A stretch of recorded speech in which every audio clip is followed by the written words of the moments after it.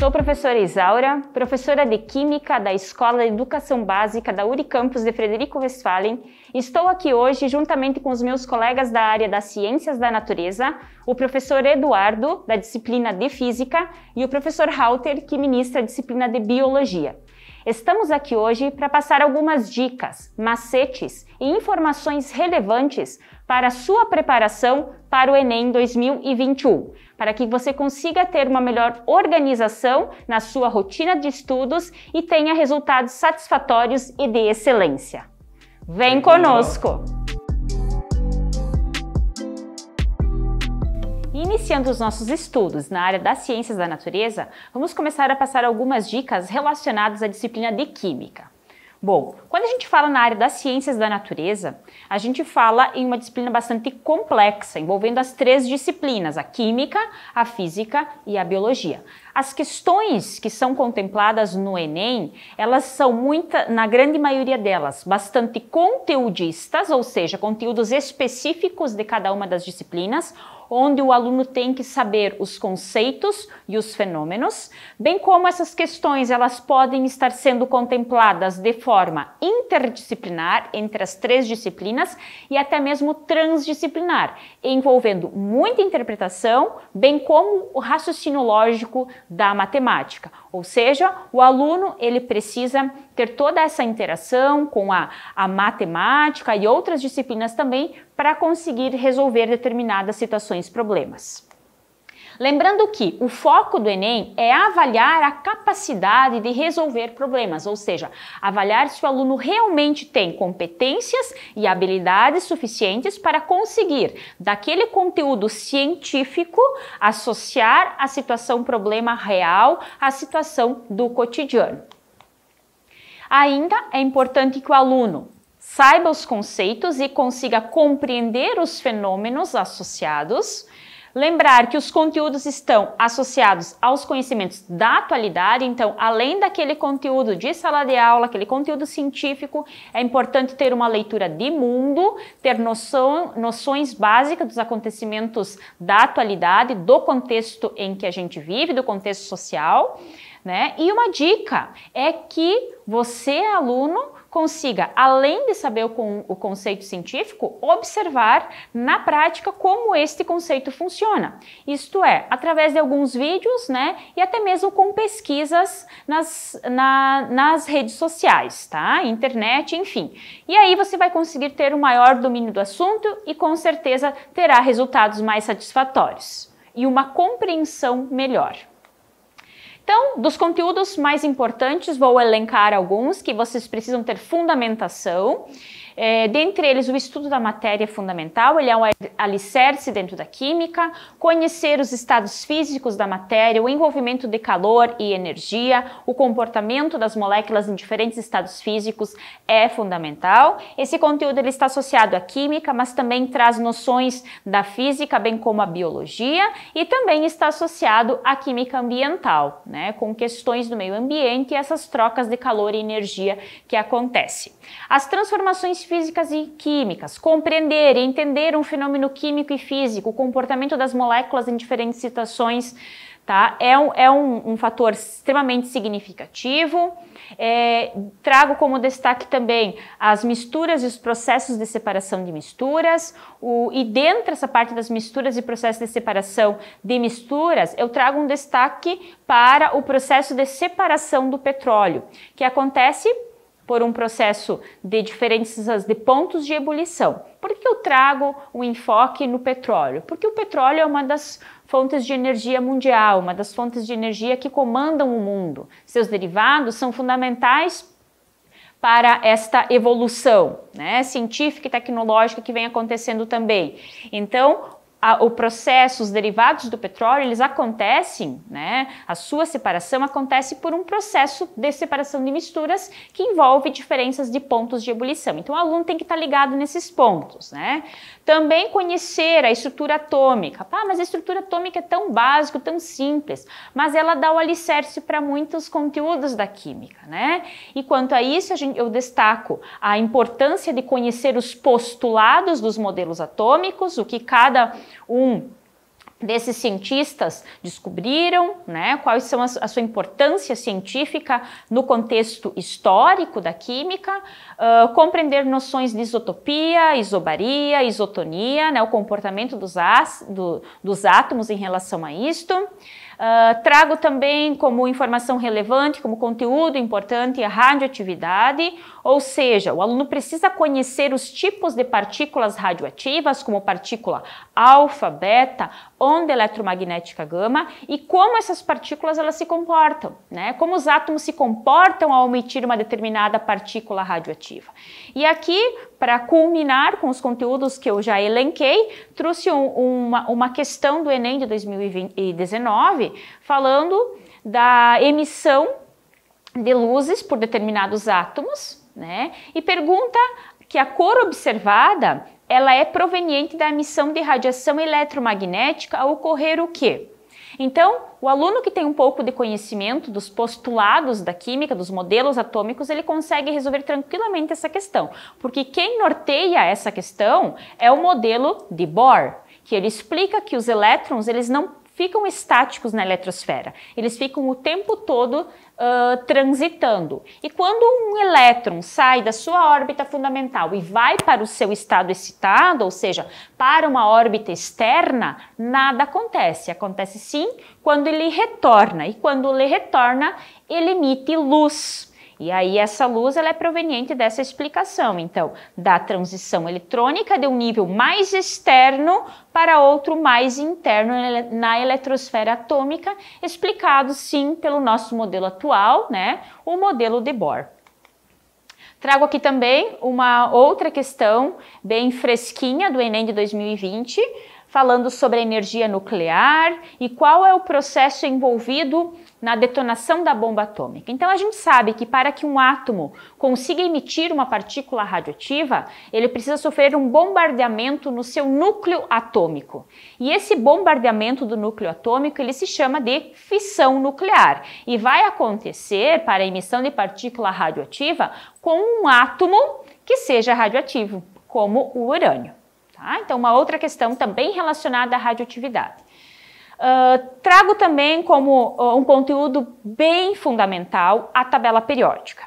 Né? Conhecer a tabela periódica, conhecer as propriedades periódicas, o comportamento dos átomos, como os átomos estão organizados, né, em ordem crescente de número atômico na tabela periódica, como eles estão organizados nas suas famílias, nos seus períodos, ter noções de elementos que são mais eletronegativos, mais eletropositivos, bem como a energia ou potencial de ionização desses átomos, além do raio atômico, são fatores fundamentais, porque eles podem estar diretamente ou indiretamente relacionados a outros conteúdos. É como se fosse um alicerce dentro da química. Além disso, o Enem sinaliza muito questões relacionadas à polaridade.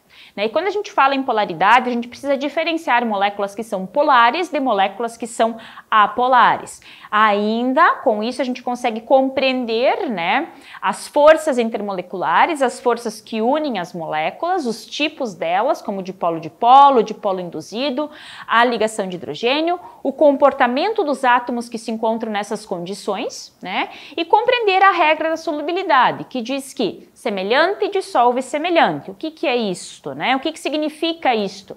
Substância polar vai conseguir dissolver outro composto que seja polar.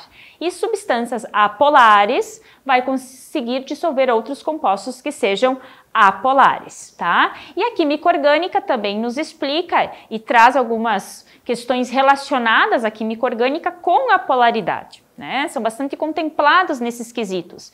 Então, dentro da química orgânica, a gente consegue observar algumas moléculas que são pontuais, né, que são sinalizadores de caráter polar, como, por exemplo, a hidroxila presente num composto orgânico.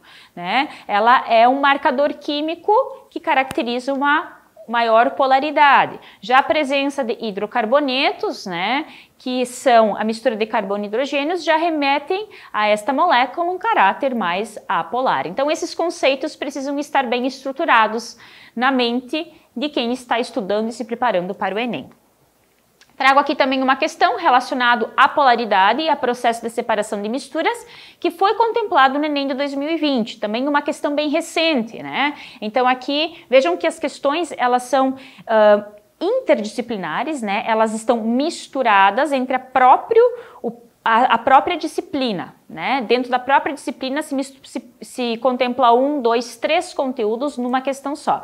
E aqui temos um exemplo dela. Por exemplo, a obtenção de óleos vegetais, de maneira geral, pode ser representada pelo quadro abaixo. Então, nós temos seleção de grãos, descascamento, trituração, cozimento, prensagem, extração e destilação.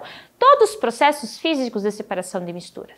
Mas ele pergunta qual desses processos está relacionado a polaridade da substância.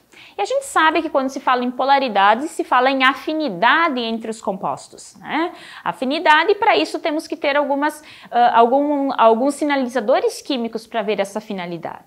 Então, a extração é um processo que está baseado nas afinidades entre compostos, né, de mesmas polaridades, e permite, então, sim, a obtenção de princípios ativos presentes dentro de óleos vegetais.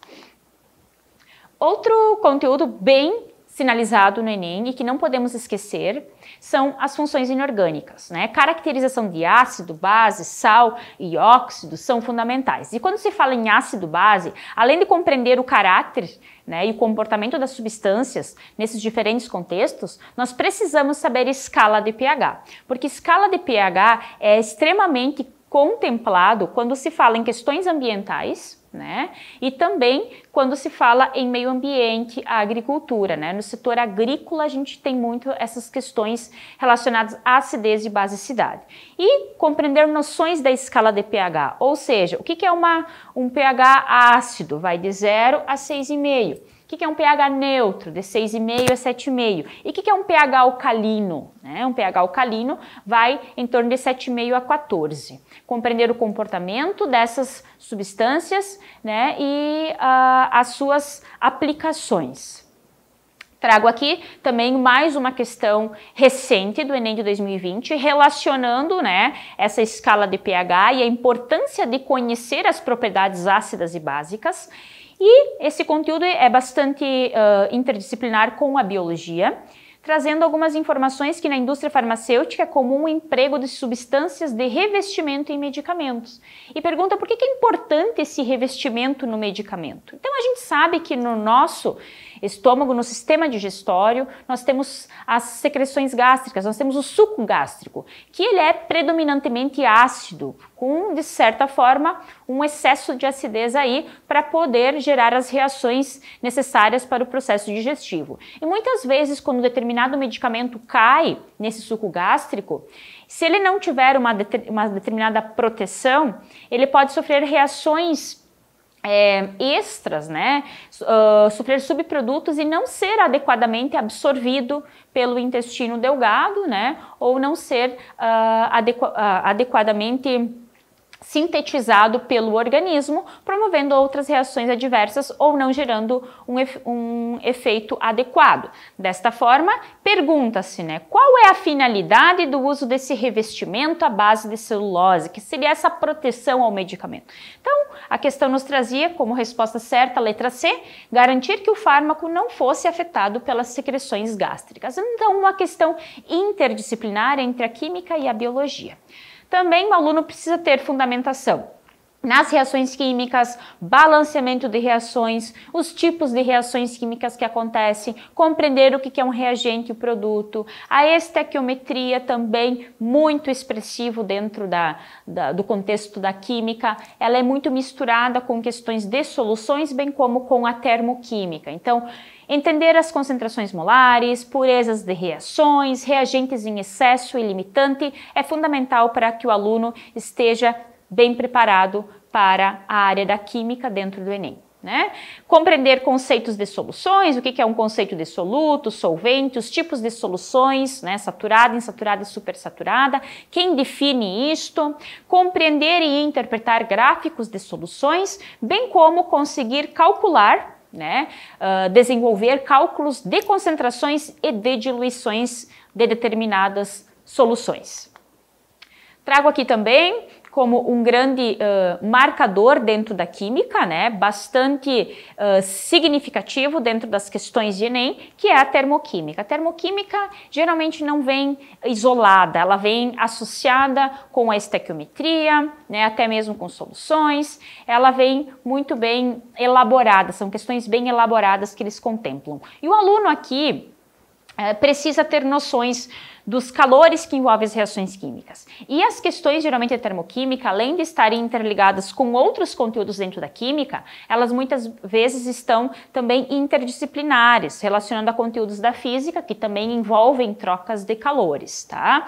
E o aluno precisa ter conhecimento dessas trocas de calores, que essas reações, elas podem ser da forma de liberar calor, ou absorver calor, que são reações exotérmicas, né, que liberam calor, e endotérmicas, que absorvem calor.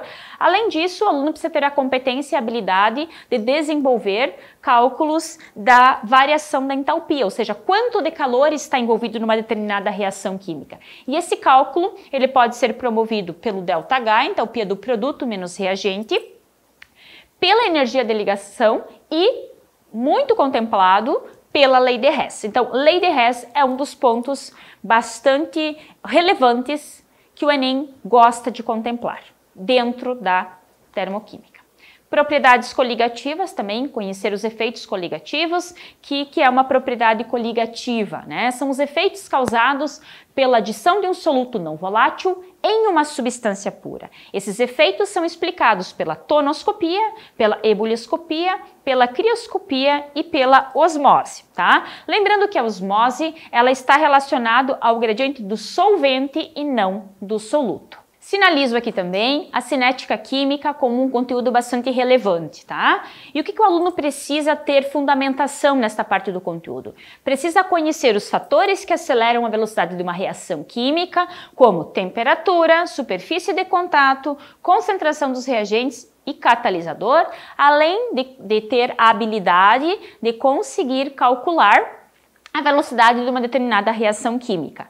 E aqui, relacionada a este conteúdo, trago novamente uma questão recente do Enem de 2020, falando sobre a nanotecnologia, que pode ser caracterizada quando os compostos estão na ordem de milionésimos de milímetros. Enfim, está falando que o sucesso desta aplicação tecnológica, né, a eficiência desta produção, ela depende da velocidade da reação envolvida. E aí, a gente precisa compreender o quê? O que o exercício pergunta para nós, né? O êxito da aplicação dessa tecnologia é por causa da realização de reações químicas, que ocorrem em que condições? Aqui o aluno precisava voltar a ver os conceitos de cinética química e entender quais os fatores que aceleram a velocidade de uma reação química, né? E dentre os fatores, temperatura, superfície de contato, concentração dos reagentes e catalisadores, nós observamos aí, então, dentre as alternativas propostas pelo exercício, nós temos, então, a maior superfície de contato como um dos fatores que conseguem promover este êxito na reação química e que estão sinalizadas lá na cinética. Trago aqui também, então, outro conteúdo bastante expressivo, que é o equilíbrio químico e equilíbrio iônico. O aluno precisa entender o que é um equilíbrio químico, uma reação de equilíbrio químico, que é uma reação reversível, onde a velocidade da reação direta ela deve ser igual à velocidade da reação inversa e a concentração dos reagentes e produtos elas precisam permanecer constantes, né? Além disso, precisam compreender fatores que podem promover o deslocamento de equilíbrio químico, como alteração na concentração, alteração na temperatura, alteração na pressão e efeito do catalisador. Ou seja, esses fatores são explicados pelo princípio de Le Chatelier. Então, compreender o princípio de Le Chatelier é fundamental para compreender o processo de deslocamento de equilíbrio químico. Trago aqui novamente uma questão do Enem de 2020, tá? Relacionada ao equilíbrio químico, onde ele destaca que, para garantir que produtos eletrônicos estejam armazenados de forma adequada antes da venda, Algumas empresas utilizam cartões indicadores de umidade nas embalagens desses produtos. Alguns cartões contêm um sal de cobalto, que muda de cor na presença de água de acordo com a equação química. Nós temos aqui uma equação química, que ela é uma equação de equilíbrio químico, ela é uma equação reversível e ela é uma equação exotérmica, porque ΔH é menor do que zero. A gente pode observar que essa equação, como ela é reversível, ela pode ir tanto para o lado, o cartão pode ficar tanto azul como rosa, né? Quem explica esse fato? Então, o equilíbrio químico e o deslocamento de equilíbrio proposto por Le Chatelier explica isso. Então, ele pergunta, como você poderia proceder para reutilizar, num curto intervalo de tempo, um cartão que já estivesse com a coloração rosa? Então, se o cartão já está com a coloração rosa, ele precisa retornar e voltar a ser azul. Para isso, nós precisamos promover o deslocamento do equilíbrio para o lado do reagente, ou seja, para o lado azul. Então, quando nós temos uma reação exotérmica, a ordem direta ela é exo, a ordem inversa ela é endo. Então, nós precisamos promover, né, digamos assim, direcionar, deslocar o equilíbrio para o lado endotérmico. E para nós deslocarmos equilíbrio para o lado endotérmico, nós vamos somente conseguir com o aumento da temperatura. Porque lembrando, os princípios lá do equilíbrio químico, para o deslocamento do equilíbrio para o lado endotérmico, precisamos aumentar a temperatura. Para o deslocamento do equilíbrio para o lado exotérmico, precisamos diminuir a temperatura. Tá? Então, se nós aumentarmos a temperatura, a gente vai conseguir sim voltar a ter no cartão a coloração azul. E dentre as alternativas disponibilizadas pelo exercício, a única que estaria adequada e que promoveria um aquecimento do cartão seria então aquecer com um secador de cabelos, né? Então aí mais uma questão explicada aí que foi contemplada pelo Enem. Gente, fundamental, 2 a 3 questões por Enem. Extremamente relevante e expressivo, eletroquímica. Aluno precisa saber, sim, como é o funcionamento, tá, de uma pilha, precisa conhecer regras de Knox, precisa compreender que a pilha ela vai seguir o seguinte procedimento, ou seja, o circuito eletrônico ele vai do ânodo para o cátodo, saber que o ânodo é a espécie negativa, é a espécie que sofre oxidação, que aumenta a Knox, que perde elétrons, quem atua é o agente redutor. Saber que o cátodo é a espécie positiva, é o que sofre redução, é que diminui NOx, é que ganha elétrons e quem atua é o agente oxidante. Além disso, o aluno precisa conseguir calcular a diferença de potencial da pilha, saber que está relacionado ao potencial maior menos o potencial menor e também compreender os metais de sacrifício, que são aqueles que têm maior tendência a oxidar ou aqueles que têm maior tendência a reduzir. Trago aqui então uma questão também relacionada a esta parte dos potenciais de redução, da diferença de potencial da pilha, falando então de uma suposta pilha constituída por um pequeno vaso de barro, né? E fornecendo nesse exercício os potenciais de redução. Gente, quando a gente fornece o potencial de redução, significa dizer que quanto maior o potencial de redução, maior a tendência daquela espécie sofrer redução. E quem sofre redução é quem é o cátodo, quem sofre diminuição de NOx, quem ganha elétrons e quem atua é o agente oxidante. Desta forma, pessoal, a gente tem 2 potenciais de redução, o ferro e o cobre. Então, o cobre tem maior potencial de redução, então a tendência dele é sofrer redução porque ele tem um valor de potencial maior. E quem sofre redução é o cátodo. Então o exercício pergunta, nesta suposta pilha, qual dos componentes atuaria como cátodo? Quem vai atuar como cátodo é o tubo de cobre, por quê? Porque ele tem maior potencial de redução. Muito bem, outro carro-chefe do Enem é a química orgânica. Né? E quando se fala em química orgânica, não podemos esquecer de conhecer e interpretar todas as funções orgânicas. O aluno precisa ter o reconhecimento das funções orgânicas, né? Que vocês sabem que não são poucas, né? Então, normalmente se disponibiliza uma molécula bem complexa, onde o aluno precisa identificar as principais funções presentes, é um dos sinalizadores do Enem, conhecer isomerias, especialmente a geométrica e óptica, né? Quando a gente fala em isomeria geométrica, a gente lembra da isomeria cis-trans, e a óptica é a presença de carbono quiral. Conhecer as propriedades dos compostos orgânicos que estão associadas tanto à solubilidade, aos pontos de ebulição e ao caráter ácido e básico, e as reações orgânicas. Aqui trago uma questão, né, falando sobre o biodiesel e a identificação da função, no caso aqui um éster, né?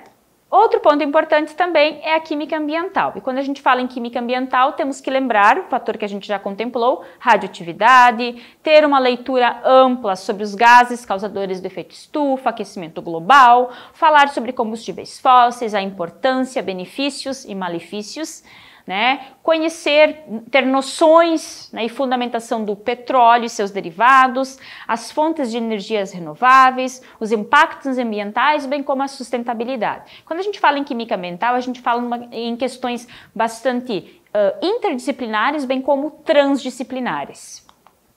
Bom, pessoal, então assim, resumindo na química, para obter resultados satisfatórios, é importante muita interpretação, tá? O conhecimento científico, sim, específico da disciplina, e também o domínio da matemática. E lembrem-se, o principal autor disso tudo é você. Portanto, confie, estude e treine. Teremos um Enem garantido. Então, esperamos você no 20º simulado da Escola da URI, no dia 21 de outubro. Obrigada pela atenção e bons estudos! Olá, tudo bem? Eu me chamo Halter, estou professor de Biologia aqui na Escola Básica da URI Campus Frederico Westphalen e hoje vim aqui bater um papo com você muito legal sobre Biologia e algumas questões, assim, algum conteúdo propriamente dito que é muito corriqueiro nas provas de vestibulares e no Enem. Mas primeiramente eu gostaria de fazer um convite para você acessar o canal da URI Campus Frederico Westphalen, porque lá nós preparamos conteúdos ao longo dos últimos anos muito legal, tá? Muito especial para você conseguir agregar mais conhecimento dentro do seu cronograma de estudo. Lá você vai encontrar, além, né, do conteúdo de ciências biológicas, conteúdo das outras disciplinas que são plausíveis de cobrança aí no Enem. Então, olha só, como falei para vocês, estou professor de Biologia e irei conversar com você sobre um assunto importantíssimo, uma das questões que mais cai, um tema muito importante que é a evolução, tá? E quando nós falamos em evolução, propriamente dito, tem que vir na sua cabeça primeiramente o seguinte: lamarckismo, darwinismo e neodarwinismo. Hoje nós vamos falar um pouco sobre cada uma dessas teorias, cada um desses tópicos. Mas antes, é importantíssimo lembrá-lo que é o seguinte: quando falamos dentro da biologia em evolução, evolução é fato, ela está acontecendo, tá? Muitas vezes ocorrem alguns paradigmas, alguns erros, né, de raciocínio que faz com que nós entendamos a evolução de uma maneira errônea. E hoje eu tenho certeza que após essa aula você vai conseguir compreender como esse processo está acontecendo ao longo dos anos, com todas as espécies que ocorrem no nosso planeta. E ter certeza de que a evolução é um fato, tá bem? Então, primeiramente, convido você para nós conversarmos sobre lamarckismo, tá bem? Então, quem foi Lamarck? Quem foi esse pensador, esse naturalista? Enfim, Lamarck foi um naturalista francês que viveu entre 1744 e 1829. Portanto, ele vem antes de Darwin. Isso é importante você saber. Os pensamentos de Lamarck antecederam aos pensamentos de Darwin, tá? Entretanto, hoje, dentro da biologia e por alguns cientistas, Lamarck é muito criticado por ter errado, né, alguns raciocínios, alguns mecanismos que ocorrem na evolução. Entretanto, é mas muito importante você saber que ele deu o pontapé para o processo, né, para o pensamento evolucionista. Ele foi importantíssimo por esse fato.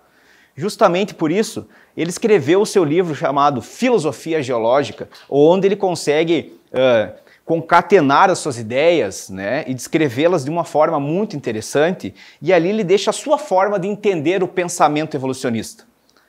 E dentro desse livro, chamado Filosofia Geológica, ele traz um aspecto muito importante, que é o seguinte, de que as espécies mudam ao longo do tempo. Isso mesmo, ele foi o primeiro pensador a falar que as espécies mudam. Com isso, ele sofreu um preconceito muito grande mesmo na sua época. Pensem comigo, para entendermos a cronologia do pensamento evolucionista, nós temos que nos colocar no lugar desses pensadores, desses naturalistas na época deles. Eles viviam em uma época onde o pensamento era extremamente conservador. Justamente quando você vinha com uma ideia nova que quebravam esses paradigmas conservadores, essas pessoas passavam por um processo de, digamos assim, de não crédito, né? De não ser acreditado muito grande.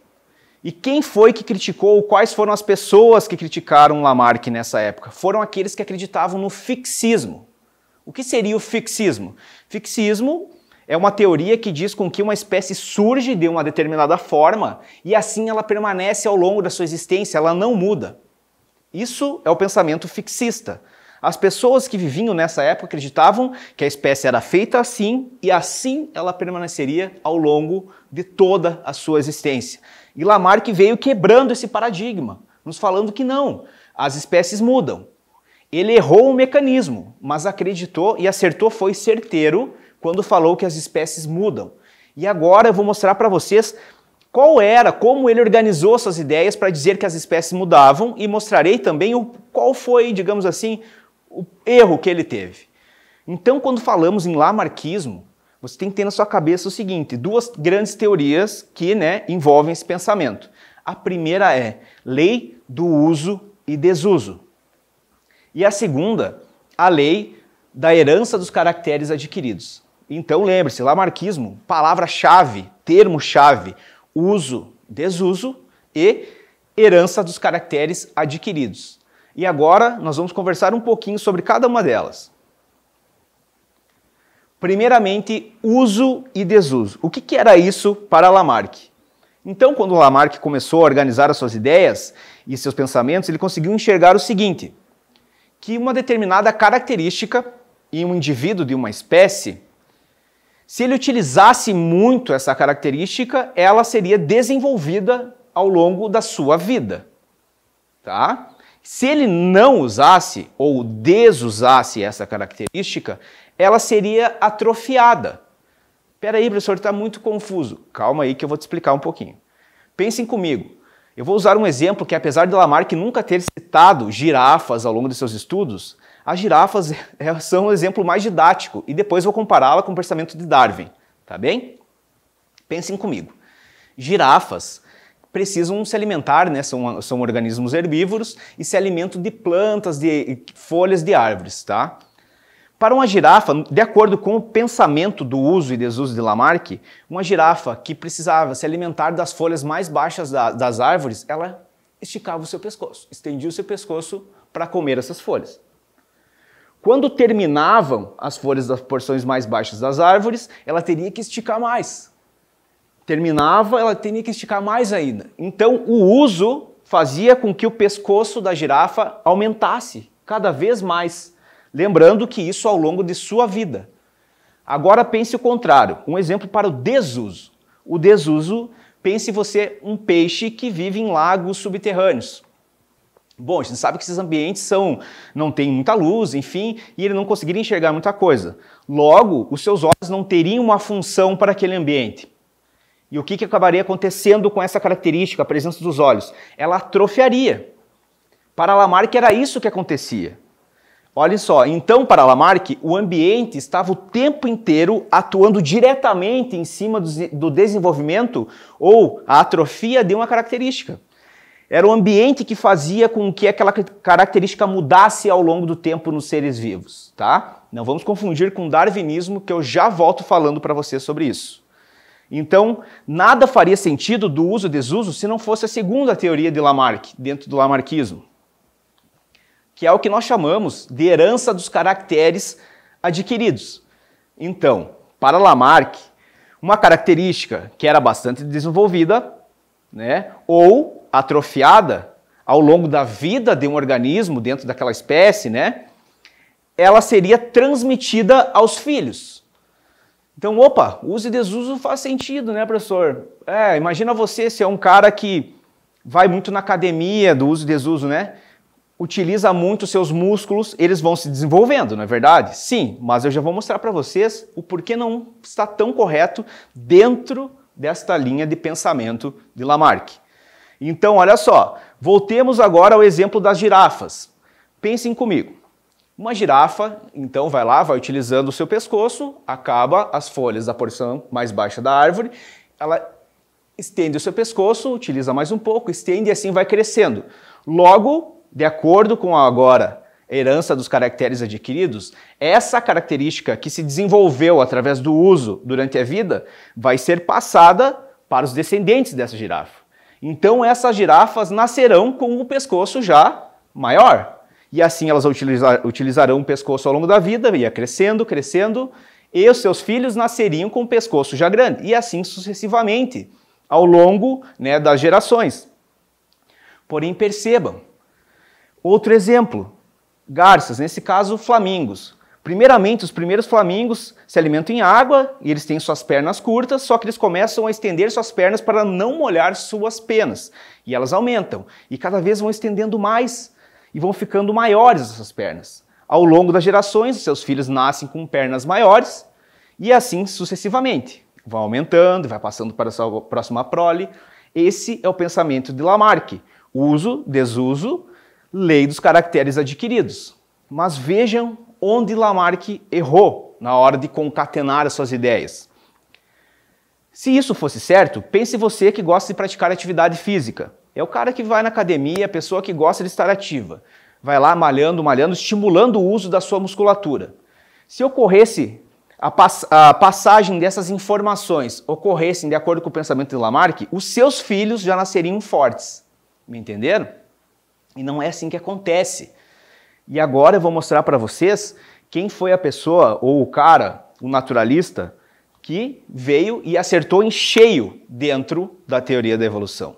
Lembrando, Lamarck acertou que as espécies mudavam ao longo do tempo, porém errou o mecanismo, mas ele foi importantíssimo para que os seus sucessores tivessem uma linha de raciocínio, para assim conseguir evoluí-la, tá bem? E olha só quem vem agora. Charles Robert Darwin. Esse senhor foi essencial para o pensamento da evolução e das ciências naturais como um todo. Quem foi Darwin? Darwin foi um naturalista britânico que viveu entre 1809 e 1882. E ao longo de sua vida, Darwin sempre gostou muito de observar as espécies em vida, né? Tanto é que conta a história para nós que a sua família queria que ele fizesse medicina, mas ele não gostava muito dessas coisas assim, não. Ele queria mesmo observar a natureza e analisar como as coisas aconteciam dentro da natureza. E ao longo da sua vida ele teve a oportunidade de realizar uma expedição que durou 5 anos, em 1831, a bordo do HMS Beagle. E aí ele viajou o mundo. E Darwin era um cara extremamente meticuloso. O que ele fazia? Ele tomava anotação de tudo o que ele enxergava a campo. Não só anotava, como carregava consigo exemplares de indivíduos, de plantas, de organismos vertebrados e invertebrados que ele conseguia coletar nos locais que ele passava. E no final dessa expedição, Darwin começou a ter, digamos assim, um insight muito significativo. Ele começou a notar algumas semelhanças nessas espécies, né, nos mais diversos lugares do mundo, e mesmo assim, algumas sutis diferenças. E isso, né, todo esse pensamento dele, depois muito bem organizado, deu origem a um livro muito, mas muito famoso dentro da biologia, que é um livro chamado A Origem das Espécies. Darwin era um cara extremamente religioso, a sua família era religiosa. Quando ele começou a ter essas ideias, muitas crenças foram quebradas nos seus pensamentos. E mesmo assim, ele teve muito medo de publicar esse livro. Por muito tempo ele segurou. Mas quando ele publicou, ele conseguiu quebrar diversos paradigmas e ao mesmo tempo foi muito criticado pelas pessoas de sua época. E agora eu vou mostrar para vocês quais foram os pensamentos, o que levou a Darwin a acreditar que as espécies mudavam ao longo do tempo. Quando nós falamos em pensamento de Darwin, darwinismo, nós temos que ter três principais, digamos assim, conceitos na nossa linha de estudo. O primeiro foi o seguinte, que Darwin, ao longo da sua viagem, ele percebeu que dentro de uma população, relembrando, uma população são indivíduos da mesma espécie que vivem no mesmo local, no mesmo período de tempo, tá? Então, indivíduos da mesma população, sendo mesmo da mesma espécie, possuíam diferenças. Bom, percebamos nós mesmos, né? Da nossa espécie. Somos a mesma espécie, mas cada um tem a sua particularidade. Isso se chama individualidade biológica. E Darwin conseguiu entender essa ideia. Ele notou que em populações de indivíduos da mesma espécie, eles tinham pequenas, sutis diferenças. Esse é o primeiro pensamento que ele teve. O segundo foi que os recursos na natureza são limitados. Não há espaço para todos os indivíduos da mesma espécie. Não há recurso alimentício. Não há recurso para apareamento, ou seja, formação de casais para conseguir depois deixar seus descendentes. Eles são extremamente limitados. Então, indivíduos que conseguiam se sobressair, né, na busca e na obtenção destes recursos, seja ele alimento, seja ele pareamento, fugir de predadores, conseguir predar mais, esses indivíduos eram mais aptos àquele local que ele estava vivendo. Logo, aí entra o terceiro pensamento de Darwin. Esses indivíduos mais aptos para aquele local que estão vivendo, a natureza seleciona. Então a natureza está o tempo todo selecionando aquele indivíduo que se sobressai na obtenção dos seus recursos. E esse que consegue obter mais alimento, consegue fugir do predador, ele tem mais energia para reproduzir e deixar descendentes. E assim as mudanças que ele carrega vão sendo passadas de geração para geração. Então percebam, a natureza está selecionando o tempo inteiro. E aqui ele cunha um termo extremamente importante, que é o seguinte: seleção natural. Pessoal, se vem alguma questão no Enem que traga esse termo, seleção natural, pode fechar os olhos e marcar que é o darwinismo. Darwin cunha o termo seleção natural, que é exatamente isso que eu acabei de falar para vocês. Aqueles indivíduos que possuem as características mais vantajosas para aquele local, para aquele determinado local, ele possui maior sucesso. O que seria esse sucesso? Ele consegue permanecer vivo e ter energia para reproduzir. É sucesso reprodutivo. Ele consegue se manter existindo naquele local, dentro daquela população. Tá? E logo, ele consegue deixar mais descendentes. Ele consegue mandar essas informações genéticas, deixar com que elas permaneçam ao longo do tempo. Perceba que eu falei um termo, informação genética. Entretanto, nem Darwin e nem Lamarck sabiam o que era um gene. Gregor Mendel, que foi o pai da genética, veio muito depois deles. Eles sabiam, tanto Darwin quanto Lamarck, que mudanças ocorriam, que ocorriam de tais e tais maneiras. Mas eles não sabiam o que de fato ocorria. Isso vem na próxima etapa do nosso estudo, que já eu vou conversar. Então agora, para ficar um pouco mais, só lembrando aqui, dando ênfase então, mais aptos ou menos aptos para determinado ambiente é o que a natureza vai selecionar. Existem mudanças que são mudanças positivas. Essas serão selecionadas positivamente e passadas ao longo das gerações. E existem mudanças que são negativas, que não são boas. E essas serão selecionadas negativamente e deixarão de existir ao longo do tempo. Tá bem? Voltemos então ao exemplo das girafas. Primeiro lembre, apesar de não ter sido citada nem por Lamarck, nem por Darwin, as girafas são um exemplo mais didático para nós compreender esses pensamentos. Então pensemos. Primeiro pensamento de Darwin. Dentro de uma população de girafa, os indivíduos, apesar de ser da mesma espécie, possuem diferenças. Existem girafas com pescoço médio, girafas com pescoço um pouco menor, girafas com pescoço bem maior. Essas são as diferenças que existem dentro da característica tamanho do pescoço em uma população. Agora imagine, todas as girafas dessa população, com indivíduos diferentes, conseguem explorar a porção mais baixa das folhas das árvores, não é verdade? Ao longo do tempo, quando terminar este recurso alimento ali, aquelas girafas que têm o pescoço mais baixo, menor, não conseguirão se alimentar. E ao longo do tempo elas vão morrer. E se elas morrerem, elas não conseguem deixar descendentes. Quem vai ser selecionado pela natureza ao longo desse processo são aquelas que têm o pescoço maior. Estas que têm o pescoço maior conseguem se reproduzir. Mesmo assim, elas terão filhos com pescoço menor, com pescoço médio, com pescoço maior. E o mesmo processo de pressão seletiva ocorrerá, nesse caso por alimento. Aquelas que têm o pescoço menor, quando não conseguirem mais se alimentar, irão morrer. E serão selecionadas aquelas que têm o pescoço maior. E assim ocorre o pensamento de Darwin na evolução de uma população. Porém, pense, não é o indivíduo que evolui, é a população que evolui.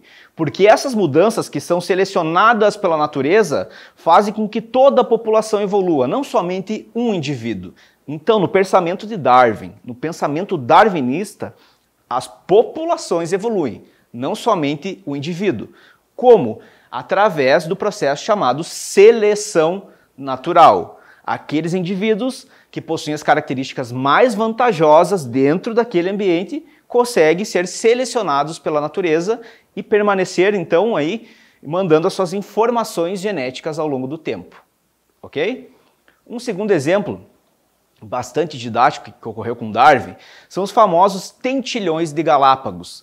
Darwin, durante então a sua viagem no HMS Beagle ao longo do mundo, ele parou no arquipélago de Galápagos, que é um complexo de ilha que existe no Oceano Pacífico. Lá ele percebeu o seguinte, que cada uma das ilhas possuía um recurso alimentício diferente, em maior quantidade. Tinha uma ilha que tinha muita fruta, outra ilha tinha bastante inseto, outra tinha bastante flor, outra tinha bastante...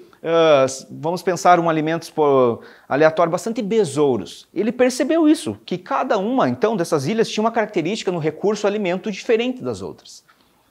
E ele notou o seguinte, que existiam aves, essas aves chamadas tentilhões de Galápagos, que eram semelhantes em sua morfologia. Entretanto, em cada ilha que ele ia, essas aves mudavam no aspecto, tamanho e forma do bico. E ele percebeu o seguinte, que naquelas ilhas que, por exemplo, tinham um recurso alimentício besouro, coleóptera, aqueles cascudinhos, em maior quantidade, ele notou que as aves que estavam existindo lá, o tentilhão que estava lá, tinham um bico mais grosso, mais forte para comer estes besouros. Quando ele foi na outra ilha que o recurso era flor, existiam muitas flores, ele percebeu que o tentilhão que vivia naquela ilha era aquele que tinha um bico um pouco mais alongado. E logo ele parou para pensar e chegou à conclusão de que, em um determinado período de tempo, existia somente uma população de tentilhão. Hoje sabe-se que existem 14 espécies de tentilhões de Galápagos, ok?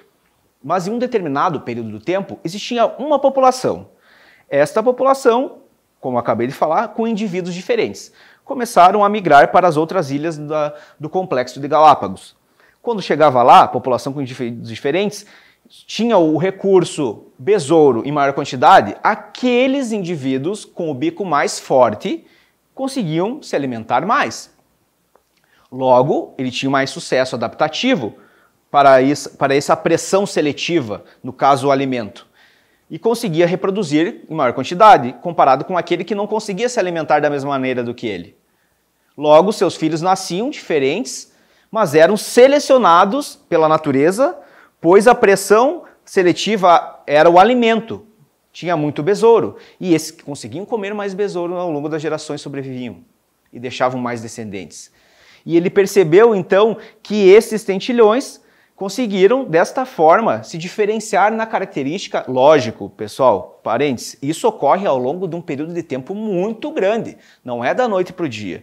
Evolução ocorre dentro de milhares de anos, ok? Dito isso, ele percebeu então que uma só população colonizou todas as outras ilhas e dentro dessas ilhas houveram pressões seletivas diferentes. E os indivíduos mais aptos dentro de cada uma dessas ilhas foram aqueles que conseguiram coexistir e resistir ao longo do tempo. Ok? Esses então são os exemplos de darwinismo. Entretanto, é importante falar para vocês sobre outro cara muito importante na linha do pensamento de Darwin, que é Alfred Russel Wallace. Wallace Se não fosse por um pequeno espaço de tempo, um pequeno período de tempo, talvez o Wallace tivesse publicado primeiro do que Darwin essa linha do pensamento da seleção natural. O que ocorreu é que eles até trocaram algumas correspondências durante o período da sua época, que Darwin teve mais sucesso, enfim, com o pensamento da seleção natural por conseguir ter feito essa viagem, né, e ter mais influência dentro da sociedade que vivia. Mas Wallace foi um dos pais da seleção natural. Ele teve a mesma linha de raciocínio que Darwin, só não teve o mesmo sucesso. Entretanto, saibam, quando aparecer esse nomezinho Wallace, pode ser que surja em alguma questão, também estamos falando do processo de seleção natural, na linha de raciocínio do darwinismo. Ok? Dito isso, então, é importante que vocês grifem algumas palavras que são chave dentro do pensamento tanto de Lamarck quanto de Darwin. Primeiro, relembrando, Lamarckismo, uso, desuso e herança dos caracteres adquiridos em vida, né? Agora, darwinismo, seleção natural, adaptação. Essas são palavras que são chave, tá bem? Outro fato que eu trago para vocês é que nós temos que tomar muito cuidado quando empregamos o termo evolução. Evolução, no senso comum, é utilizado para algumas outras coisas, como por exemplo, estou agora aqui estudando com a escola da URI, estou mais evoluído na minha linha de estudo do que aquele que não está estudando.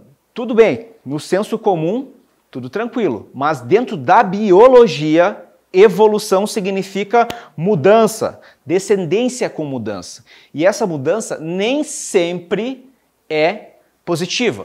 Ela pode ser negativa e, lógico, será excluída ao longo do tempo. Então, evolução no senso comum é uma coisa, evolução na biologia é outra, ok? Aqui eu trago alguns fatos para falar rapidamente de que a evolução está ocorrendo. Um deles está ocorrendo o tempo inteiro, que é a resistência bacteriana. Algum tempo atrás, os antibióticos, eles eram liberados nas farmácias. Logo, quando a pessoa sentia uma dor de garganta, ia lá e comprava um antibiótico e tomava por canto. Mas quando ela tomava, nos primeiros 3 dias passava a dor de garganta. Depois ela, tô bem, vou parar de tomar esse antibiótico. Ela parava, logo em seguida voltava a dor de garganta. Opa, mas o que aconteceu?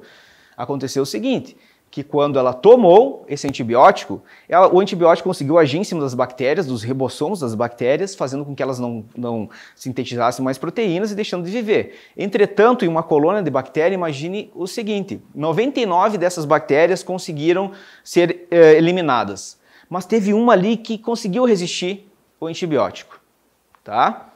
Esta uma, quando a pessoa para de tomar antibiótico, tá lá e começa a se dividir.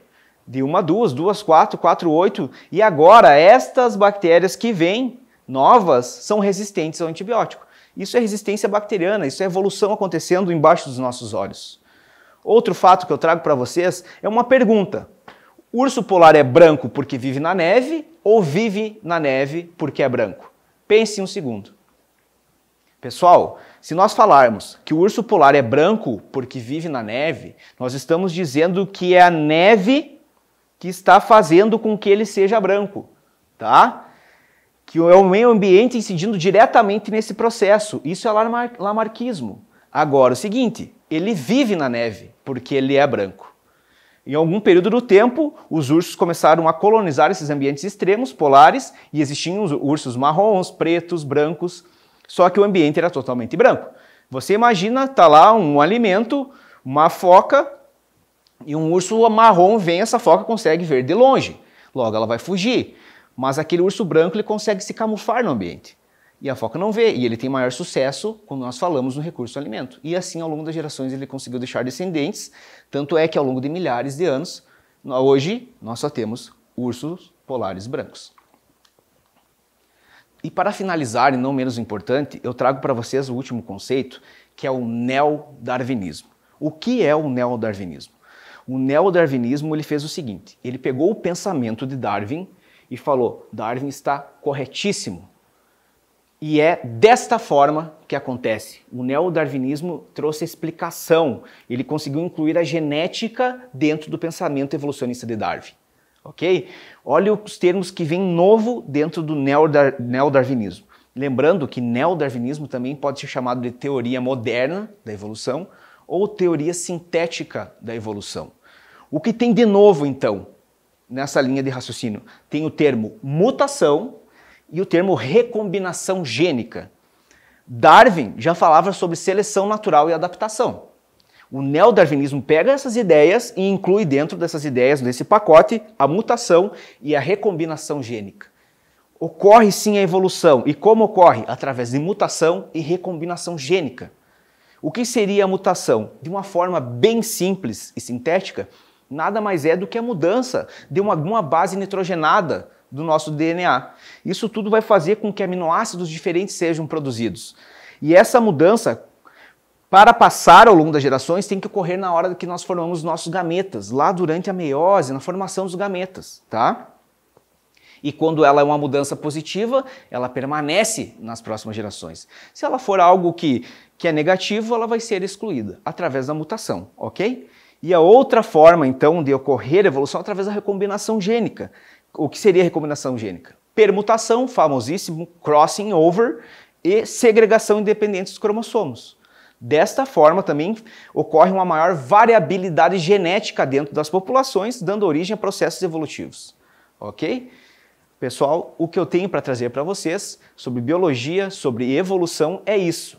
Lembrando, entre no nosso canal no YouTube, que lá você conseguirá ter mais aulas que nós produzimos nos últimos anos para você que quer agregar muito em seus estudos. E também reforço aqui o convite para participar do 20º simulado da Escola da URI, que ocorrerá no dia 21 de outubro. Entre no site da URI ou entre em contato conosco por qualquer uma das nossas redes sociais, enfim, e se inscreva, não deixe de fazer. É uma forma de você experimentar o seu conhecimento. Conte sempre conosco da URI, da Escola da URI. Grande abraço e até a próxima. Olá pessoal, então, como a professora Isaura me apresentou anteriormente, eu sou o professor Eduardo e trabalho a disciplina de Física na Escola de Educação Básica da URI. Então hoje a gente vai conversar um pouquinho sobre como é a física no Enem, né? Quais são os principais tópicos, quais são aqueles conteúdos que eu devo saber, eu devo me preocupar em focar mais, né? Então a gente vai conversando a respeito disso. Inicialmente aqui eu fiz um compilado da quantidade de questões de física dos últimos 4 Enems aqui por área da física, né? Pensando numa área mais geral por enquanto, né? Por exemplo, a mecânica é uma área que acaba caindo bastante porque é uma área muito grande, né? Então ela envolve toda a estática, por exemplo, todos os movimentos, né, do conteúdo do primeiro ano do ensino médio, hidrostática, enfim. Então são muitos conteúdos dentro dessa área, por isso que acaba tendo mais questões, né, a cada ano da área mecânica.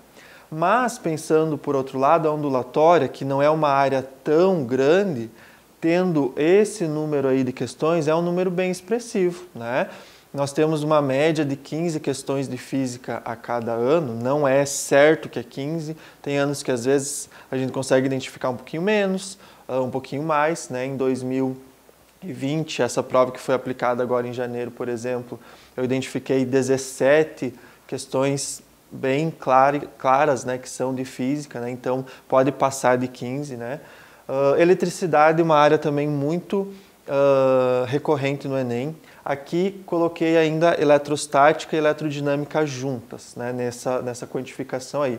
Óptica, né, os fenômenos às vezes caem, às vezes não, né, eletromagnetismo, geralmente tem uma questãozinha lá todo ano, né, geralmente sempre mais ou menos da mesma temática. Termologia tinha parado um pouquinho de cair, retornou agora em 2019, 2020 com mais peso, né? Então aqui é só para a gente ter uma noção dessa quantidade aí de questões por área, né? Mas qual que é a minha ideia hoje com vocês, né? Realmente a gente focar em alguns aspectos específicos, claro, identificando também dentro dessas áreas aí.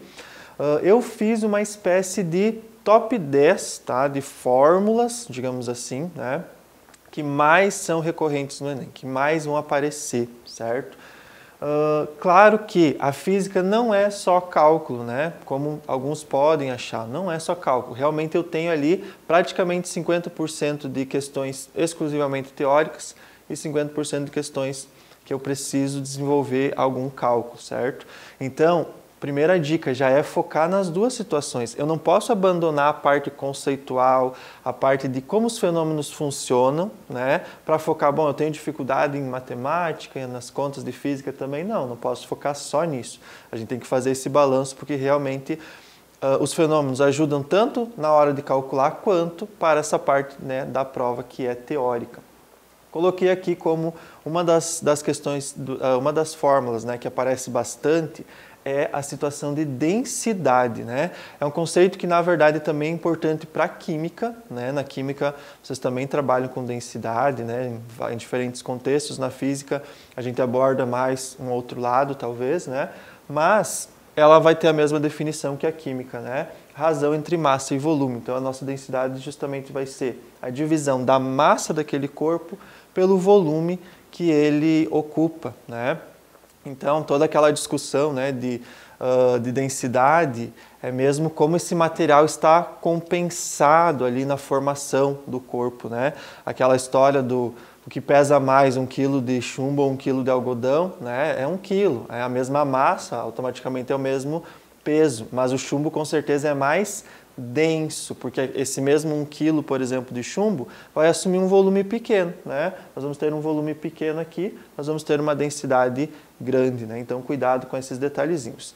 Unidades, Sistema Internacional, quilogramas por metro cúbico, né? Quilogramas da massa, metro cúbico do volume, mas é bastante comum aparecer a unidade de gramas por centímetro cúbico, né? Ela é mais usual, ela, né, mais menorzinha ali, ela vai aparecer também com bastante frequência e não é do Sistema Internacional, certo? Um dado importante é a densidade da água, né? Tem questões que pode passar essa informação, tem questões que não. Outras densidades, geralmente tranquilo, não vou precisar lembrar, mas a da água é interessante nós lembrarmos. E ela ajuda também a perceber o seguinte, se eu souber que a densidade da água no Sistema Internacional é 1000 e na grama por centímetro cúbico é 1, eu já entendo a conversão de uma para outra que às vezes pode se fazer necessário, né? Então eu tenho que realmente dividir por 1000 para passar de uma unidade para outra, como acontece na água, e essa relação vai valer para qualquer densidade de qualquer outra substância. Eu vou tentar ir mesclando assim, ó, trabalhando com esse meu top 10 de fórmulas aí, né, e contextos, e aí de vez em quando eu vou trazer alguma questão para ilustrar isso, né? É o caso dessa aqui, por exemplo, que caiu agora em janeiro, né, da prova de 2020. Eu não vou ler toda a questão, a gente vai resumindo ela um pouquinho, mas é a ideia de colecionadores, né, que colecionam moedas. Nós vamos ter ali a densidade do cobre como informação, ó, densidade do cobre é de 9 gramas centímetros cúbicos na menos 13, é o mesmo que por centímetros cúbicos, né? Eles só trouxeram para cima e eu troco o sinalzinho do expoente. Então nós temos ali 4 moedas, deu as massas delas, né? 26, 27, 10 e 36. E aí eu quero testar, a partir do conceito de densidade, se elas são certinhas, né? Se elas são 100% desse material. E aí a questão apresentou essa imagem aqui. E olha que interessante, nós sabemos a massa de cada uma, mas a densidade carrega também um volume. Mas se eu mergulho, né, a moeda num líquido, por exemplo, ele vai deslocar esse líquido, ele ocupa um espaço. E aí a gente consegue ler esse desnível, né? Por exemplo, só o líquido aqui estava no 5, quando foi colocada a moeda A, foi lá para 7, então a gente sabe o volume que é 2, né? São 2 ml, mas 1 ml é o mesmo que 1 centímetro cúbico, né? Imagina um cubinho de 1 por 1 por 1, ali cabe 1 ml. Conversão que também é importante para matemática, né? Aparece bastante nas questões de matemática. Então, vale uma relação 1 por 1, então tá tranquilo aqui, né? 2. E assim por diante, você conseguiria ir lendo o volume de cada moeda, porque a partir de cada situação eu estou acrescentando uma moeda nova. E aí eu quero saber qual que o investidor adquiriu, quais são as moedas que realmente possuem aquela densidade para eu provar, bom, é daquele material. Aqui a alternativa correta é B e D. Eu coloquei aqui rapidamente os cálculos, né? Se a gente anotasse os volumes, a moeda teria 2, a B, né? A B teria 3, a outra 2, 4. E aí nós poderíamos calcular as densidades de cada uma, né? Com as massas, 26 por 2 dá 13, 27 por 3 dá 9. Depois vocês podem reassistir isso e olhar lá na questão novamente, pegar essas informações das massas. E realmente só a moeda B vai dar exatamente 9 e a moeda D. Então ali que eu comprovo, bom, se a densidade deu 9, ela é de cobre, né? Então é uma questão bem interessante aqui. Outra fórmula muito importante é a da resistência elétrica, tá? Essa expressãozinha é bem simples, né? Aqui, como é a escola da URI, né? A gente apelida essa fórmula de URI, porque realmente quando eu for ler ela tem, né, essa pronúncia e essa característica. Mas é uma grandeza, né, associada à capacidade que os corpos têm, né, de se opor, de oferecer uma certa dificuldade à passagem da corrente elétrica. O nome já diz resistência, né? Vai resistir, vai ir contra. Vai vai dificultar o movimento dos elétrons. O que é o movimento dos elétrons? Corrente elétrica, né? E aí nós temos essa relação U/DDP, né? Aquela tensão que a gente lê lá na bateria, na pilha, em volts, né? Ou a tensão da tomada, 220 volts. E isso é DDP, né? Diferença de potencial. Resistência, que é dado numa unidade um pouquinho diferente, né? Que é o ohm. É usada a letra grega ômega para representar. E a corrente elétrica em amperes. Então é uma relação bem simples, mas que é bem recorrente, certo? Outras expressões entram dentro das associações de resistores, justamente por isso que a gente define resistência primeiro, né? Depois entra nesses circuitos elétricos que eu vou inserir resistores. Por um objetivo, às vezes, de limitar a corrente ou uma própria lâmpada, por exemplo, já tem um pouquinho de resistência, né? Então, são formas de associar isso com um determinado objetivo. A associação em série é uma das associações que vai aparecer bastante no Enem, que ela tem aquelas características de nós temos um único caminho para os elétrons percorrerem. O elétron que percorrer, por exemplo, essa lâmpada, vai passar pela outra também e vai passar pela outra também. É um caminho único. Isso vai caracterizar a associação em série. A corrente é a mesma para todos os resistores que estiverem em série, né? Já a DDP, eu vou ter uma divisão de tensão para cada um desses resistores em função de que, por exemplo, se eu disser que o potencial desse polo da pilha é A e o potencial do outro lado é B, nós vamos ter esse potencial aqui também e lá também. Então, eu tenho as 3 lâmpadas dividindo esse potencial. Então, o potencial total da bateria, por exemplo, vai ser dado pela soma desse, mais desse, mais desse, né? Então, por exemplo, sei lá, eu tenho 20 volts, esses 20 volts vão estar distribuídos para cada um desses resistores, né? Não necessariamente igual, né? Não é uma divisão sempre igual. Se eu tiver resistores diferentes, vai ser uma divisão diferente. Nós calculamos geralmente a ideia da resistência equivalente, que é uma resistência só que substitui todas as outras, né? E faz a mesma coisa. Ah, mas por quê? Né? Na verdade, não existe num circuito real esse resistor, né, ali, né, o circuito ainda existe, uma associação em série, por exemplo. Mas para a gente poder fazer o cálculo, a gente reduz num só, para a gente poder utilizar, inclusive, a formulazinha anterior, o URI. Eu tenho espaço para um R, para uma resistência. E se eu tiver 3, eu reúno elas, né, e transformo numa só. A associação em paralelo são as características exatamente opostas da associação em série, né? Na associação em paralelo, nós temos o potencial A aqui, potencial B aqui, e esse potencial A chega lá no resistor 1, o B também, aqui a mesma coisa. Eu tenho a mesma diferença de potencial, mas a corrente se divide. Eu tenho um caminho que eu posso ir por cima, outro caminho que eu vou pelo meio, ou outro caminho que eu vou por baixo, né? Então, esses elétrons vão se distribuir, né, de acordo ali com as resistências. Onde tiver mais resistência, menos elétrons vão passar, mas alguma coisa vai passar. Então, eu tenho essa divisão da corrente. Então, é a DDP que é a mesma, a corrente que vai se dividir. nós temos essa expressão aqui que é um pouquinho mais chatinha de trabalhar matematicamente, mas a dica é, juntem de 2 em 2, que a gente só usa daí produto pela soma. Eu pego o resistor 1 e multiplico pelo outro, e embaixo a gente soma, e aí faz a divisão. Mas cuidado que isso aqui só vai valer para 2. Tem 3 em paralelo, junta os 2 primeiros, encontra a resposta, né? Depois junta o terceiro, e aí está tudo bem. Você aplica essa expressão que matematicamente é bem mais fácil de resolver. Elas são idênticas para 2 resistores, né? Se tivesse 3, eu até poderia usar aquela lá de cima.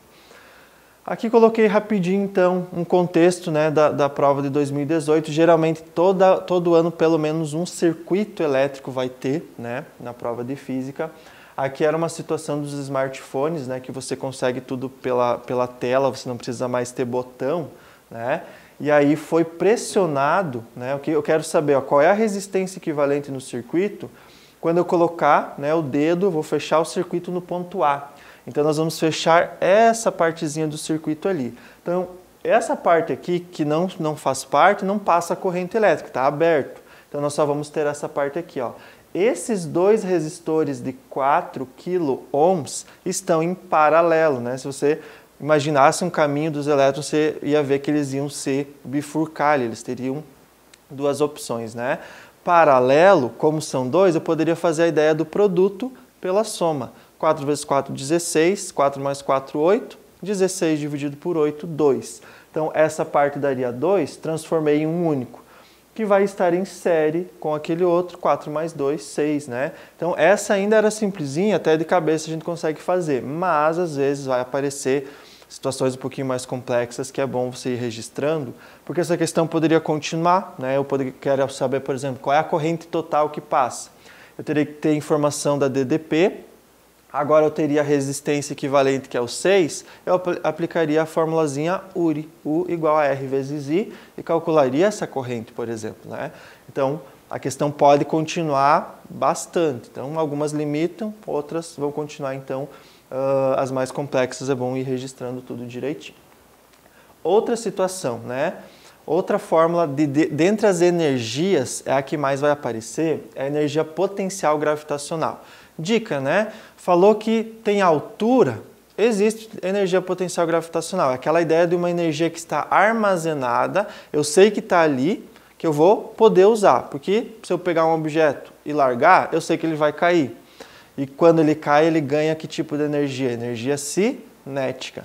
Como a energia só se transforma, tinha que ter uma energia antes. Quem era? A potencial gravitacional. É só identificar se eu tenho a altura. Até porque a expressão justamente depende disso. Então, da massa do corpo, quanto mais massa, mais energia eu vou ter. Da aceleração da gravidade, né? Coloquei todas as unidades principais aqui, né? Aqui geralmente a gente vai trabalhar no SI. E H, a altura, então, que esse objeto se encontra.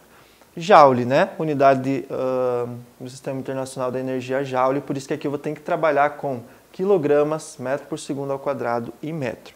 Aqui geralmente a gente não vai ter muita opção de outras unidades. Claro que essa energia pode estar relacionada com outras quando a gente pensa no princípio conservativo da energia. Então eu vou relacionar com a energia cinética. Então coloquei essa porque é a que mais aparece, mas vale lembrar todos os tipos de energia também, né? Coloquei aqui uma questão, eu não vou ler essa, um pouquinho mais extensa, eu vou passar mais rapidinho nessa. Uma questão também recente de 2019, era um brinquedo, né, que você larga aquele disco de uma determinada altura, ele vai cair, né, e aí nós vamos ter aquele disco girando. E aí nós queremos saber o resultado do cálculo da etapa 2. O que é essa etapa 2? Era essa parte aqui, ó, cálculo da energia cinética de rotação do disco no ponto mais baixo da trajetória, supondo o sistema conservativo. Esse sistema conservativo, eu tenho uma energia que totalmente se converte na outra. Eu não vou ter energia dissipada, né? A gente despreza a parte da dissipação. Então, você vai ter toda essa conversão aí da energia potencial gravitacional, a altura, para energia cinética lá do disco. Então, nós podemos fazer essa igualdade. A energia cinética é igual à potencial gravitacional, que é o mgh, né? Que é a formulazinha que eu passei agora. Pelos dados da questão, teve que ser feito manipulações nas unidades, né? Então, isso é importante para a matemática também, aqui para a física também vai aparecer bastante essas conversõezinhas, então vale relembrar, né? Massa ali, ó, gramas, tive que passar para quilogramas, dividir por 1000. Aqui eu usei 10 na menos 3, né? Usei a questão da notação científica para o cálculo ficar mais fácil. Milímetros para passar para metros, divido por 1000 também, né? A gravidade está ok. E aí eu aplico na expressão, só multiplicar esses dados. Massa, altura, eu falava da ideia do 2/3 ali, né? Dos 410 milímetros. E a gravidade, né, multiplicando, dava exatamente aqui, então, a letra B. Né? Depois vocês também podem analisar com mais calma. Outra ideia aqui, potência elétrica, também muito recorrente. Na verdade, toda a eletrodinâmica é muito recorrente, né? Então, por isso que desse top 10 aí aparece muita coisa da eletricidade. Eletrostática é importante para pegar a base, cai também, óbvio, esse ano também caiu. Mas a eletrodinâmica vem mais em peso, né? Que o Enem é sempre mais contextualizado, é bem mais fácil contextualizar com eletrodinâmica, né? Eletricidade no nosso dia a dia, residências, enfim. Então, potência elétrica vai estar associada com a rapidez que eu consigo converter a energia elétrica para outro tipo de energia, né? Então, qualquer equipamento elétrico ele faz essa conversão. O que muda é para que energia ele converte. Por exemplo, lâmpada, né? Pega a energia elétrica, converte para luz e calor que, né, não dá para evitar, né? Acaba tendo um pouquinho de aquecimento, mas o objetivo principal, luz. Sei lá, uma televisão, corrente elétrica, né, energia elétrica, eu vou converter para luz e som, um pouquinho de calor também, enfim, né? Eu vou ter essas conversões. Um ventilador, elétrica para mecânica, para girar, né, energia cinética lá do giro, né, da hélice do ventilador, por exemplo. Então é a rapidez com que isso acontece. Quando a gente relaciona com grandezas específicas da eletricidade, a gente acaba usando corrente e tensão, né, uma das definições de potência, né, que também a gente pode ler como pio, né, também é uma palavrinha fácil de nós lembrarmos para a prova. E a unidade da potência, né, acaba sendo o watts, né? Watts de potência, às vezes a gente ouve isso até na rádio, né? Então, é uma unidade, no sistema internacional, é essa unidade aí, certo? Coloquei uma questãozinha aqui para vocês verem que às vezes tem cálculos, né, muito simples no Enem, não é tudo aquele bicho de 7 cabeças que às vezes a gente pode pensar, né? Aqui está falando dos peixes, né, o poraquê, que ele consegue dar choque, né? Ele consegue descarregar, né, uma carga elétrica ali, e aí está dando alguns valores, em torno de 2 amperes e uma voltagem, né, uma corrente de 2 amperes e uma voltagem de 600 volts. Então, ó, as unidades ajudam a identificar que letrinha é isso, né? Corrente elétrica em amperes, é o I, né, que a gente acaba representando por I. E os volts, né, é a DDP, tensão elétrica, voltagem, como essa questão chamou, né, as questões às vezes chamam assim também. A formulazinha não é o π, que é o produto da corrente pela tensão, é só multiplicar o 2 pelo 600 e encontrar 1.200. E aí a questão pediu qual desses equipamentos tinha a potência próxima e existe a churrasqueira que tem exatamente 1.200, né? Então é só uma continha de vezes, né? Então por isso que eu estou trazendo essas equações que são simples, inclusive, e é o que aparece com bastante frequência, para mostrar para vocês que nem tudo é o mais complexo, né? Fora que vocês sabem do processo de correção do Enem. Agora tem aquele esquema de é bom eu acertar as fáceis, as difíceis se eu errar também não tem tanto problema, então foquem nas mais fáceis, né? Sem problema nenhum. Coloquei aqui também a quantidade de calor sensível, né? Situações, né, da calorimetria, trocas de calor, então também vai ser bastante recorrente. É a fórmula que a gente apelida como Q-macete, né? A gente dá macetes, essa é literalmente um Q-macete, né? Q, MC, delta T, na verdade. O Q é justamente essa quantidade de calor em joules, mas aqui vai aparecer calorias mais comumente, né? Mais comumente em calorias. As mesmas calorias dos alimentos, né? É o valor energético, né? Só que aqui na forma de calor. Vai depender da massa do corpo, quilos ou gramas também, né? Calor específico. Esse calor específico é um valorzinho, né, que vai caracterizar o quanto de energia uma substância precisa para que cada grama daquela substância varie 1 grau Celsius. Por exemplo, da água é 1 também, tá? O que isso significa? Que se eu pegar 1 grama de água, eu preciso fornecer para ela 1 caloria de calor para ela subir 1 grau, né? Se ela está em 20, ela vai subir para 21 se eu fornecer uma caloria. Então, é um valor tabelado para cada substância. Geralmente, mais o da água, que é bom saber de cor novamente, né? Os outros não. Mas é um valor tabelado, não muda, né? Geralmente a gente vai trabalhar com valores constantes. E o ΔT, variação da temperatura, final menos inicial. No ano de 2018, caiu uma questão justamente da aplicação desse queimacete, só que uma questão que tinha que interpretar um pouquinho melhor a questão, né? Porque a professora queimou ali, ó, 2,5 gramas de castanha e pegou essa energia para esquentar 350 gramas de água. Só que eles forneceram o valor energético de 10 gramas. Faz uma regrinha de 3 para ver quanta energia tinha só em 2,5, né? Depois eu mostro a resolução. Além disso, eu só uso metade da energia, 50%. Aí também tinha que dividir por 2 ali na hora da conta, depois aplicar no queimacete, então. E nós queríamos saber a temperatura final do experimento, se ela começou com 20 graus. Então, esse comecinho, regra de 3, conteúdo matemático, lógica ali, né? A gente vai se virando aqui, dividir por 2. Depois é a expressão que eu coloquei, né? Queimacete, então.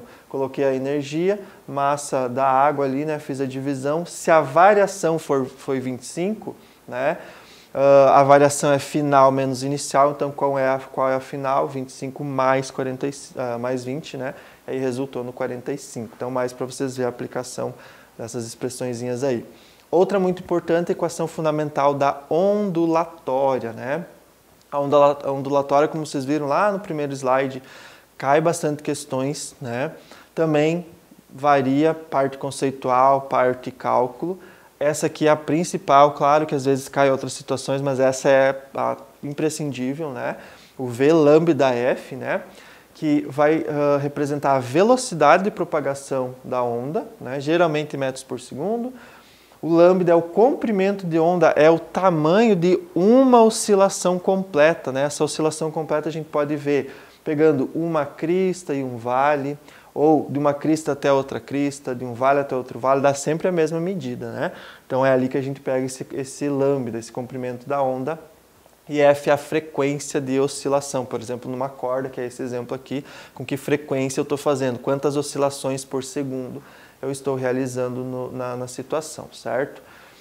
Mas vale a pena relembrar conceitos de reflexão, difração, refração de ondas, né? A parte das ondas sonoras, então tem muita parte conceitual que você consegue ver muito no dia a dia, então relembrem esses contextos que vocês aprendem em sala de aula, que tem nos livros, que tem em vídeos, enfim, porque é esses conceitos que são trazidos nas questões do Enem, né? Aqui eu acabei colocando uma pela fórmula mesmo, que é a ideia do sonorizador, o carro vai passando lá, está dando uma velocidade em quilômetros por hora, nós queremos calcular uma frequência e nós temos as faixas com distância de 8 centímetros. Então, tu vai ter a frequência que vai ficar batendo nisso aí, né? Vai passando de 8 em 8, vai anotando alguma informação, né? Não vou ler toda a questão, mas aqui, frequência em Hertz, tá? Essa unidade, ela carrega em si o tempo em segundos, tem que ser em segundos. Então, antes para resolver, esse 108 km por hora passa para metros por segundo, os centímetros passa para metros, né? Então o início seria fazer esse tipo de conversão.